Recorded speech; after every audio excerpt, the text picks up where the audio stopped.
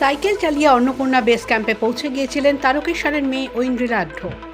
গত 22শে মার্চ তারকেশ্বর থেকে সাইকেল নিয়ে অন্নপূর্ণা বেস ক্যাম্প জয়ের উদ্দেশ্যে বের হন ঐন্দ্রিলা।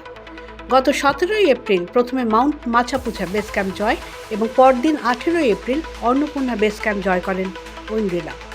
দুটি বেস ক্যাম্প জয় করে সোমবার রাত 8টা নাগাদ তারকেশ্বরের বাড়িতে পৌঁছলেন। গোটা পাড়া নেমে এলো তাকে স্বাগত জানাতে।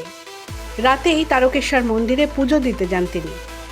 বিশ্বের প্রথম কনিষ্ঠতম মহিলা সাইক্লিস্ট হিসেবে দুটি বেস ক্যাম্প জয়ের রেকর্ড করেছে ঐন্দ্রিলা। যাত্রাপথ যে কষ্টসাধ্য তা তো বলাই বাহুল্য। মেয়েদের সুরক্ষা নিশ্চিত করতেই যে এই সফর স্পষ্ট করলেন তাও। বুধবার উচ্চ মাধ্যমিকের ফলাফল প্রকাশিত হবে, তার আগেই অন্নপূর্ণা বেস ক্যাম্প জয় করে বাড়ি ফেরে ঐন্দ্রিলা। পরীক্ষার ফলও ভালোই হবে বলে তার আশা।